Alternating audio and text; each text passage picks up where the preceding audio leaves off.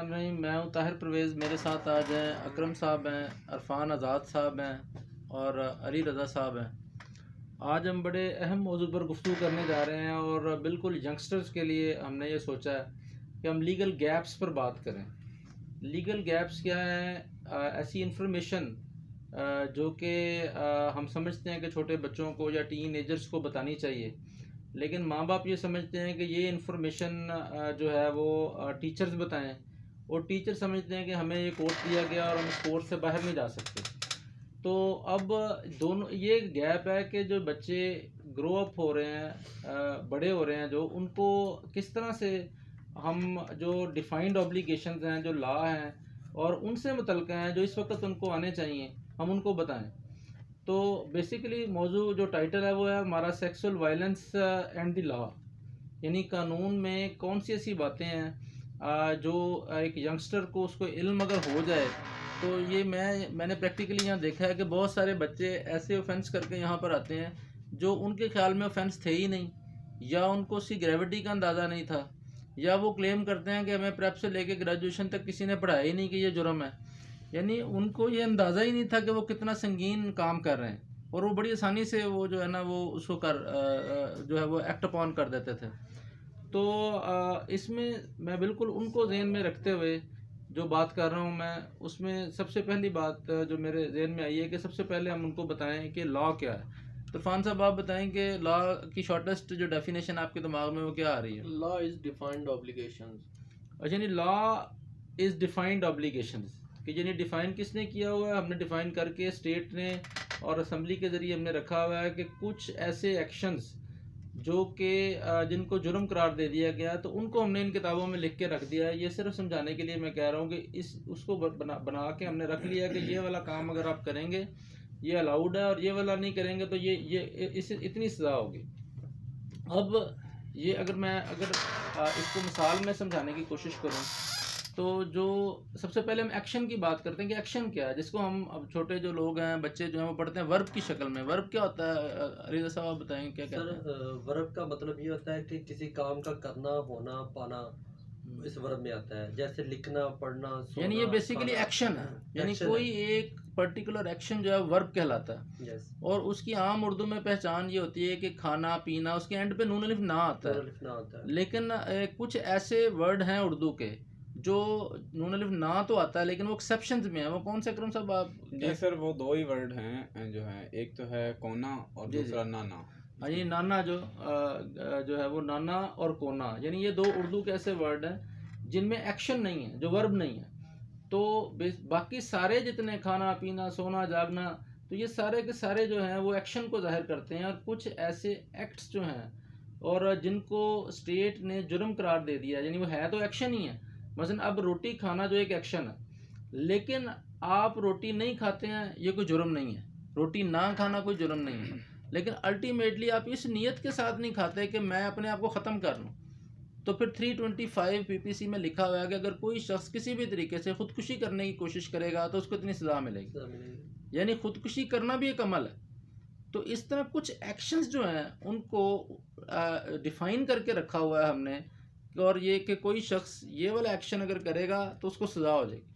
अब सज़ा ये नहीं होगी कि फ़ौरन एक बंदा फायरिंग स्क्वाड के आगे उसको खड़ा कर देगा। उसके लिए पूरा एक मैकेनिज़्म बना हुआ है, और वो उस मैकेनिज़्म के मुताबिक जो पुलिस है, पुलिस का काम यह है कि वो एक तो हमारी सिक्योरिटी करे, और नंबर 2 अगर कोई जुर्म हो जाता है और वो लिखा हुआ है हमने कि फ़र्ज़ किया, हमने लिख के रखा हुआ है कोई शख्स किसी के घर में ज़बरदस्ती दाखिल हो जाता है, यानी ये भी एक एक्शन है, किसी के घर में ज़बरदस्ती दाखिल होना, नून अलिफ ना एंड पे आ गया, तो घर में दाखिल हो गया, इसकी 7 ईयर पनिशमेंट है, 452 में लिख के रखी हुई है।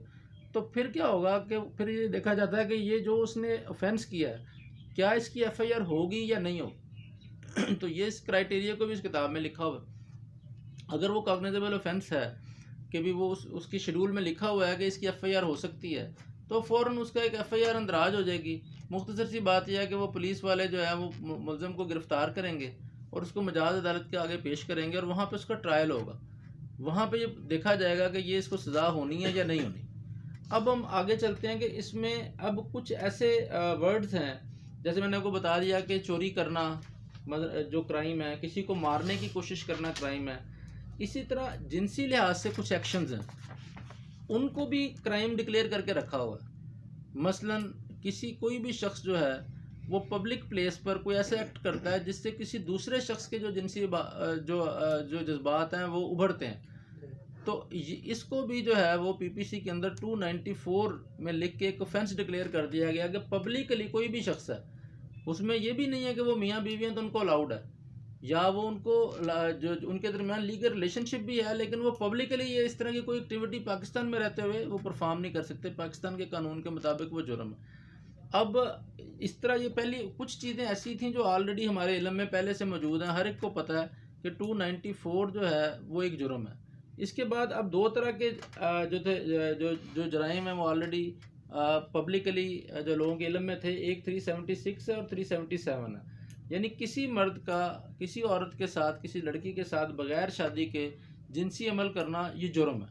इसको 376 जो है वो हमारी पीपीसी की है, अगर कोई भी देखना चाहे तो वो उसको 376 को पीपीसी में जो डाल के वो देख ले, उसको गूगल कर ले, उसके सामने वो मुकम्मल डिटेल आ जाएगी कि पाकिस्तान में इसकी पनिशमेंट जो है वो मौजूद है। उस तरह इसी तरह किसी मर्द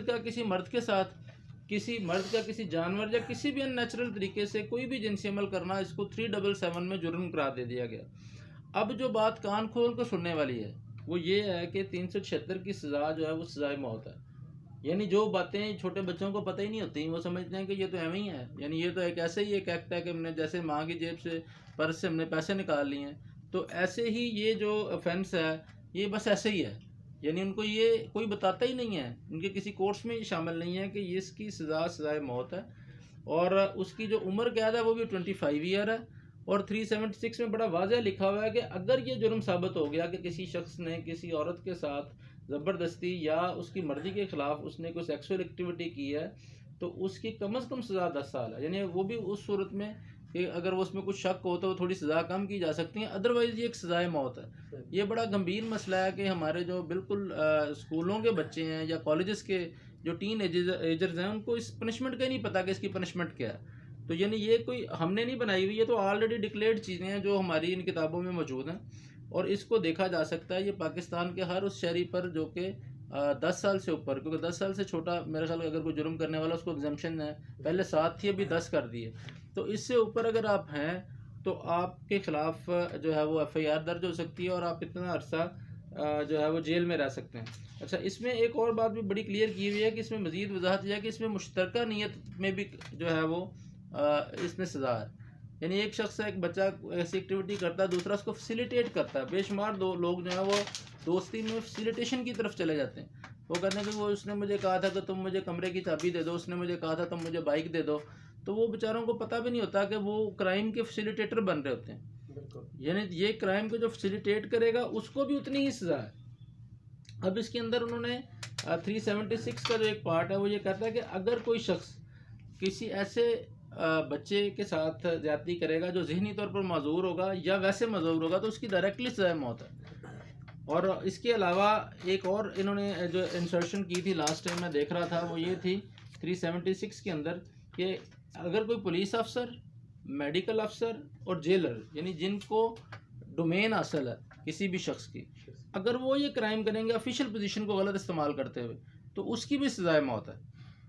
अब उसके बाद हम आप जो चीज़ मैं जिसके लिए जिस एजेंडे पे मैं आज बैठा हूँ वो ये था कि 2016 में 377 के साथ एक नई सेक्शन जो है 3777 की दो जो है वो झेली दफ़ात ऐड की गई हैं, तो इंडिपेंडेंट 377A और 377B।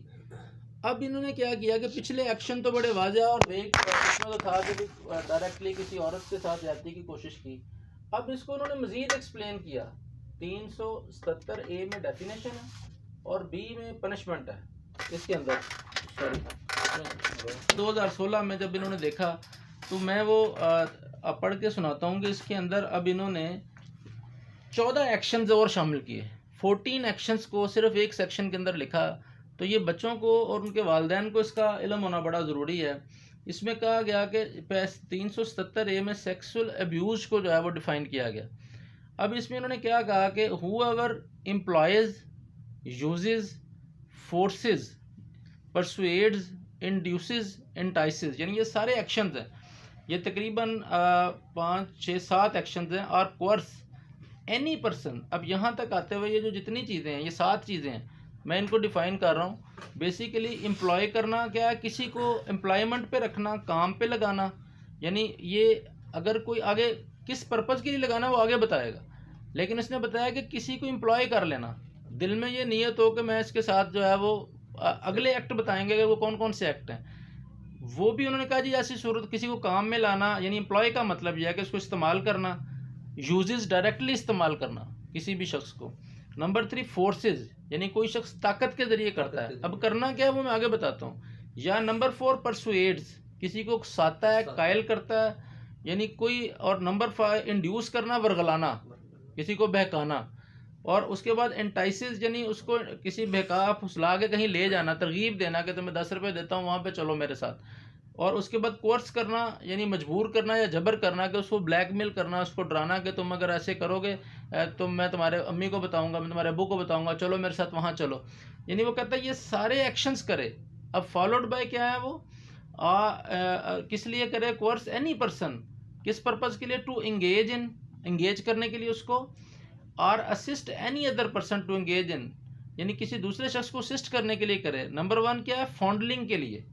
फॉन्डलिंग क्या है, यानी किसी शख्स को, फॉन्डलिंग का लफ्जी मतलब शौक होता है। उसके बाद यह कि फॉन्डल टच का मतलब है किसी शख्स को इनडिसेंट जो है वो टच करना, यानी कोई शख्स वो पिछले, यानी किस अपनी ताकत के इस्तेमाल के ज़रिए किसी को वर्गला के, किसी को धोखे से वो फॉन्डलिंग करता है। फॉन्डलिंग क्या है कि उसको टच करता है, यानी इसके अंदर, इस टच के अंदर बैड टच शामिल है, इस टच के अंदर किसी तरह कपड़े उतारना शामिल नहीं है, इसमें हाथ लगाना भी शामिल। नीयत उसकी ये है कि वो फॉन्डलिंग कर रहा है, वो अपनी इनडायरेक्ट, इन अ रिपल्सिव और वेरी ऑफेंसिव वे, यानी उसका उसके उसके दिल में बदयांती है। तो नंबर 2 स्ट्रोकिंग करता है, यानी वो कि कोई शख्स को बच्चा आता है, वो किसी दूसरे शख्स को बदयांती के साथ टच करने की कोशिश करता है, उसको पीछे से उसको पुश करने की कोशिश करता है, दिमाग में उसके जो है वो गलत बात है, तो वो उसको भी जुर्म करार दे दिया गया। और उसके बाद है केरसिंग, परेशान करना। परेशान उस तरह नहीं करना कि को मजाक किया, यानी लविंग टच उसको देता है, यानी इसलिए आसे उसको परेशान करता है। और उसके बाद वो नेक्स्ट चीज़ है एग्जीबिशनिज्म, यानी नुमाइश के लिए पेश करना। ये ज़्यादा सख्त बात है कि किसी शख्स के, किसी छोटे बच्चे को लेके या किसी शख्स को लेके उसकी कोई न्यूड्स बना लेना, उसकी तस्वीरें बना लेना या उसको अपलोड कर देना, ये इस वर्ड के अंदर वो सारा कुछ कवर होता है। और उसके बाद वोयरिज्म है, यानी अपनी जिनसी तस्कीन के लिए उसकी फ़ोटोज़ को या वीडियोज़ को इस्तेमाल करना। और उसके बाद जो लफ्ज़ है एनी ऑब्सीन और सेक्सुअली एक्सप्लिक्ट कंडक्ट, यानी इसमें इसको बिल्कुल वाइडर कर लिया है। कोई ऐसा अमल करता है जिससे पता लगता है कि ये अपनी जिनसी तस्कीन के लिए या अगले को रासा करने के लिए कोई अमल कर रहा है, तो क्या क्या उसके बाद उन्होंने or simulation of such conduct either independently, अकेला करे, और in conjunction with other acts, या किसी और जो एक्शंस के साथ मिला के वो करता है, विद आर विदाउट कंसेंट, यानी उसमें उसकी अगले की मर्जी शामिल है या नहीं है। दोनों सूरतों में where age of person is less than 18 year, कि जब इस तरह 18 साल का वो बंदा से कम है तो is said to commit the offence of sexual abuse, तो कहा जाएगा कि जिसने सेक्सुअल अब्यूज़ किया, ये 370A है। अब बी में इसकी पनिशमेंट है, बड़ा वाज़ेह बात है कि whoever commits the offence of sexual abuse shall be punished with imprisonment of either description for a term which shall not be less than 14 year, जो 40 साल से कम नहीं होगा, 14 साल से कम नहीं होगी सजा, and may extended up to 25 year, जो कि 25 साल तक इसको एक्सटेंड किया जा सकता है, and with fine which shall not be less than 1 million rupees, यानी यहाँ पे उसकी बता दिया कि वो 10 लाख से कम जो है वो इसकी सज़ा नहीं होगी। अब हम इसके बाद इसके साथ जो एक कनेक्टेड चीज़ है वो 376 की 1A है, यानी ये भी हमने डिफ़ाइन करके रख लिया कि अगर ये एक्शंस करते हुए जो मैंने सारे बताए 7 और 7 14 एक्ट्स हैं 7, तो उस दौरान अगर कोई बच्चा ज़ख्मी हो जाता है तो इसकी जो पनिशमेंट है वो 376 1A में लिख के रखी हुई है इन्होंने, और इन्होंने उसकी सज़ा जो है वो सज़ाए मौत जो है उसमें अगर उसको क्लियर कर दिया, उसमें लिख दिया हुआ है कि अगर कोई शख्स के कोई इस दौरान किसी को कत्ल कर दे तो उसकी सज़ाए मौत होगी। अब ये वो सारी बातें हैं जो इन किताबों में मौजूद हैं, लेकिन अनफॉर्चुनेटली हम इस मौजू पर बात करने से झिझकते हैं, हम बताते नहीं हैं बच्चों को, छोटे टीनेजर्स को, और वो इतने बड़े उसमें मुसीबत का शिकार हो जाते हैं कि वो 25-25 साल उन्हें जेल जाना पड़ता है, लेकिन अनफॉर्चुनेटली वो बताने के लिए माशरे में वापस कोई भी नहीं आता। यानी अगर कोई आ भी जाए तो वो आगे ये नहीं बताता कि मैंने ये गलती की थी या मेरी इग्नोरेंस थी। लेकिन अनफॉर्चुनेटली हमारे सिस्टम के अंदर ये पढ़ाया नहीं जाता और ये बताया नहीं जाता कि ये चीज़ें ऑफेंस हैं। अब ये वो बातें हैं जो कि ऑलरेडी हमने डिफ़ाइन करके यहाँ रख ली हैं स्टेट ने, और कभी गलती से, या इसमें गलती नहीं है, जब आप वायलेंस करेंगे तो आप ये प्ली नहीं ले सकते कि जी ignorance of laws no justification के जी मुझे पता नहीं था, मैंने पढ़ा नहीं था। तो इस वीडियो को बना के इसको पब्लिश करने का मकसद सिर्फ़ और सिर्फ यंगस्टर्स को ये अवेयरनेस देनी है कि ये जुर्म है, और ये जब आप इस किसी मुसीबत का शिकार हो जाते हैं तो ना आप कहीं मुंह दिखाने के काबिल रहते हैं, ना आपके वालिदैन रहते हैं, और आपका कैरियर हमेशा के लिए लॉस हो जाता है। छोटा सा भी एक क्रिमिनल एक्ट अगर आपके साथ अटैच हो गया तो आजकल क्राइम रिकॉर्ड ऑफिस बन गया हुआ है। हर एफआईआर के साथ बच्चों पर, बच्चा है, बड़ा है, बूढ़ा है, काइट फ्लाइंग करता पकड़ा गया है, वन व्हीलिंग करता पकड़ा गया है, तो वो सीआरओ में उसका अंगूठा लग जाना, उसकी तस्वीरें लग जानी है। और जब कभी भी उसने किसी नौकरी के लिए अप्लाई करना है, उसने बैरून मुल्क जाने के लिए अप्लाई करना है, तो उसको पुलिस कैरेक्टर सर्टिफिकेट की जब भी ज़रूरत पड़ेगी वहाँ पर लिखा आएगा कि ये शख्स जो है वो इस मुकदमे में मुलव्वस था, खा वो उसमें बाद में बरी हो गया।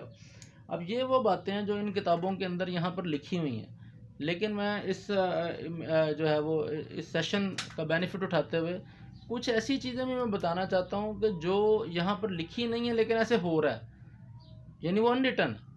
अब वो क्या चीज़ है, वो अनटोल्ड है। वो चीज़ ये है कि बच्चे के साथ अगर आप जाती करते हैं तो मुबैना तौर पर, मैं इसको नहीं कह सकता कि ऐसे ही होता, लेकिन मुबैना तौर पर बच्चे के साथ अगर जाती की जाए तो प्रैक्टिस ये है कि उसको पुलिस मुकाबले में मार दिया जाता है। अब इस पे अगर रिसर्च की जाए तो आपको नज़र आएगा कि यहाँ पर ऐसा कोई ट्रायल ही नहीं चल रहा जिसमें हकीकी तौर पर किसी बच्चे के साथ ज्यादती की गई हो और वो जो है वो उसके बाद जो है वो उसका ट्रायल की तरफ ले जाएं। मतलब बड़ा शोरा फाक केस था ग्रीन टाउन का, जिसमें एक मौलवी साहब पर इल्ज़ाम लगाया गया कि जी उन्होंने एक बच्चे की डेड बॉडी 6 साल की मिली वहाँ पे। तो इनिशियली वो मौलवी साहब पे इल्ज़ाम था कि जी ये इन्होंने शायद ऐसा किया, लेकिन वो ऐसा नहीं था। पता लगा वो सामने एक बार्बर की शॉप पे काम करने वाला लड़का था, वो उस छोटे बच्चे को वर्गला के वहाँ पर ले आया और अल्टीमेटली उसने उसको बाद में मार के टांग दिया। बहुत ज़्यादा टीवी में अखबारों में आया, और वो बंदा ड्यूरिंग रिमांड, या ऑन रिकॉर्ड है कि ड्यूरिंग रिमांड उस तरह का जो क्रिमिनल एक्ट करने वाला बच्चा था। ये ग्रीन टाउन की बैतुल मुकर्रम मस्जिद थी, वहाँ का वाक़या है। उस ड्यूरिंग रिमांड उसको जी ये बाद में पुलिस ने कहा जी वो तो भागने लगा था तो हमने उसको मर्डर कर दिया, मतलब वो मारा गया वो अपने किसी साथी के, लेकिन वो रिमांड पर था दहशतगर्दी कोर्ट की, मुझे अच्छी तरह याद है। और वो यानी ये एक अनटोल्ड बात है जो लोग बताते नहीं हैं कि अगर आप इतने सीरियस या हीनियस नेचर के उसका डीएनए मैच किया था, यानी वहाँ पर 300-400 बंदों का डीएनए किया उन्होंने, और डीएनए के बाद सामने आया कि ये वाला बंदा है। और वो फिर वो बच्चा जो बाद में अनफॉर्चुनेटली, मैं समझता हूँ कि उसको अवेयरनेस ही नहीं थी कि वो कितना बड़ा क्राइम करते हुए उसने क्रिमिनल एक्ट किया, और ना सिर्फ करने के बाद उस जुर्म को छुपाने के लिए उस बच्चे को उसने मार दिया। इसी तरह मेरे जहन में एक स्टोरी और आ रही है कि एक बंदा जापान से आया था, मुझे उसका नाम याद नहीं है, तो वो बेचारा सारी उम्र के लिए जापान में अर्निंग कर रहा था। तो घर में रहने वाला ही उसका कोई दिगर बड़ा रिश्तेदार बच्चा था, उसने बच्चे के साथ ना सिर्फ ज्यादती की बल्कि उसको यूं पैक करके तो पीली टेपों के साथ लपेट के और एक बैग ख़रीदा उसने, स्पोर्ट्स बैग, उसके अंदर वो बच्चा डाल के किसी नाले में फेंक दिया। तो वो उस बैग से आइडेंटिफाई हुआ था, और वो बंदा इतना रो रहा था कि भी मेरा जो बच्चा था और मेरे घर में रहने वाला जो दूसरा कोई रिश्तेदार था उस बच्चे ने ये एक्ट किया था। तो क्या है, ये वो तल्ख हकीकतें हैं जो हमारे इर्द गिर्द रोज़ हो रही हैं, लेकिन हम उस पर बात नहीं करना चाह रहे होते। और यानी ये एक बात अनटोल्ड है, लेकिन ये अंडरस्टूड है कि अगर आप ज्यादती करते हैं और इस तरह की इस हद तक चले जाते हैं तो यहाँ पर मुबैना पुलिस मुकाबले भी पाकिस्तान के अंदर रहते हुए मौजूद हैं। यानी इसमें अगर कोई डकैत है, फ़र्ज किया किसी के घर गन पॉइंट पे चीज़ लेने के लिए जाता है और उस गन पॉइंट पर वो ज्यादती की कोशिश करता है, तो उसमें भी पुलिस की प्रैक्टिस जो है वो उसको ट्रायल की तरफ ले जाने के लिए ले जाते नहीं हैं, और उसमें वो मुबैना तौर पर कहा जाता है कि उनको मुकाबलों में ही मार दिया जाता है। तो मैं ये गुजारिश करता हूँ इस वीडियो के ज़रिए भी, जो यंगस्टर्स हमारे स्कूलों में एकेडमीज़ में पढ़ते हैं, उनके जो टीचर्स हैं उनको चाहिए कि ये जो वीडियो है वो बच्चों को कलेक्टिवली बिठाकर अब इससे पीछे ना हटें। अब आपको मीडिया में सारा कुछ नज़र आ रहा है, हर चीज़ बच्चे, जब आपने उन्हें खुद मोबाइल दे दिए, आपने खुद उन्हें टैब्स दे दिए हैं कि जी इसके ऊपर बैठ के काम करें, तो उस पर तो दुनिया की हर चीज़ नज़र आ रही है। तो ये अवेयरनेस जो है वो आप अगर इससे ज़्यादा अच्छे अल्फाज में अगर आप बच्चों को गाइड कर सकते हैं तो ये मैं चाहूँगा कि आप वो उनको गाइड करें, असिस्ट करें, उनके अंदर जो तब्दीलियाँ आ रही हैं उनको बताएं कि आपके अंदर ये तब्दीली आ गई है या आ रही है और आपने इसको कैसे हैंडल करना है। आपके दिन में कोई बात अगर अली रज़ा साहब सर आप क्या मेरे समझ। दिल में क्वेश्चन है कि जब एफआईआर होती है 376 या 377 की, जी जी। उसमें बाद में कंप्रोमाइज हो जाता है हम्म। दोनों पार्टीज का, आया कि उसमें स्टेट जो है वो उस बंदे को पनिशमेंट दे सकती है? जी बिल्कुल ज़रूर। इसमें ना ये कंपाउंडेबल ऑफेंस नहीं है ज़्यादातर, इसमें कोई कंपाउंड का ये ऑफेंस अगेंस्ट द सोसाइटी है। ठीक है। इसके अंदर कंप्रोमाइज़ तो हो ही नहीं सकता ठीक कि है। आप कंप्रोमाइज़ कर दें। कंप्रोमाइज़ अगर लोग आके करते भी हैं तो वो रिज़ाइल करते हैं स्टेटमेंट को कि जी ऐसे नहीं हुआ, ये वाले हालात थे, वो वाले हालात थे, हमें लीनियर लिया जाए। तो ये बेसिकली कंपाउंडेबल ऑफेंस नहीं है। ऑफेंस भी दो तरह के हैं, अगर पर्सनल हर्ट है किसी शख्स का तो वो माफ़ी का उसको इख्तियार है, लेकिन ये ऑफेंस अगेंस्ट दी सोसाइटी है, इसमें कंपाउंड का कोई कंसेप्ट नहीं है। जी इरफान साहब। जी इरफान साहब। सर इसमें यह है कि जिस जगह पे ऑफेंस हो रहा होता है, आया कि वहाँ पे विटनेस जो है ना वो कोई जो है वो मिलता नहीं है इस तरह का, तो फिर उसको हम किस तरह से वो जिस तरह वो बता रहे हैं कि वो लिखा हुआ है इसमें 377 की जो बी है उसमें लिखा हुआ है कि अगर उसको टच भी करेगा तो उसमें किस तरह से उसकी जो है ना एविडेंस हम जो है ना वो पेश करेंगे। देखिए इसमें जो इस तरह के ऑफेंसेस हैं, इस पे सुप्रीम कोर्ट का व्यू ये है कि इसमें बहुत ज़्यादा विटनेसेस पेश करने की ज़रूरत ही नहीं है। इसके अंदर जो है सॉलिटरी स्टेटमेंट ही काफ़ी है, क्योंकि कोई शख्स अगर वायलेंस करने जा रहा है तो वहाँ बंदों को इनवाइट नहीं करेगा। लेकिन दूसरी बात आप वाली है कि इसके अब्यूज़ भी हो सकते हैं कि कोई शख्स वैसे इल्ज़ाम लगा दे कि जिसने मुझे हाथ इस गंदी नीयत से लगाया। तो उसके लिए सबसे दी बेस्ट एविडेंस जो मैंने देखी है ट्रायल में, जो लोगों को सजाएं हुई हैं, वो जो मॉडर्न डिवाइसेस के ज़रिए जो वीडियोस बन जाती हैं कि कहीं सीसीटीवी लगा और वो नज़र आ रहा होता है कि ये एक्ट कर रहा है, तो उस तरह वो जो है वो QSO की 164 आर्टिकल 164 के तहत एडमिसिबल है। तो यानी ये अगर ऐसे ऐसे कई दफ़ा देखा कि बच्चों को पढ़ाने वाले टीचर्स आए और माँ बाप ने फिर कैमरे लगा के देखा कि भाई वो हमारे बच्चे डिप्रेस्ड हैं तो क्यों हैं, और ऐसी वीडियोस सामने आई। इवन बल्कि मैंने एक चूनिया साइड की एक ऐसी FIR पढ़ी जिसमें एक खातून टीचर थी जो बच्चे के साथ जो है वो नापसंदीदा हरकत करके वीडियोस बना रही थी। तो मुतलका SP ने उस बच्चे के ज़रिए वो मोबाइल पहले बाहर निकाला और उसके बाद उस लड़की को बाकायदा उसके ऊपर FIR दर्ज हुई और वो जेल में भी गई। तो यानी इसमें जो चीज़ सीखने वाली है वो ये है कि इसमें किसी से घबराने की ज़रूरत नहीं है। अगर कोई शख्स गलत बात करता है, कोई बड़ा आपसे उम्र में बच्चा है या आपका कोई साथी है, वो को आपको ऐसी तरगीब देता है जैसे जिससे आपको पता लग गया कि ये जो मुझे एक्ट करने के लिए कह रहा है ये एक जुर्म है, तो उसको छुपाना उससे भी बड़ा जुर्म है, क्योंकि इसको छुपा के जो उसका नतीजा निकलना है उससे हमेशा के लिए आपका कैरियर लॉस हो जाएगा। Thank you very much.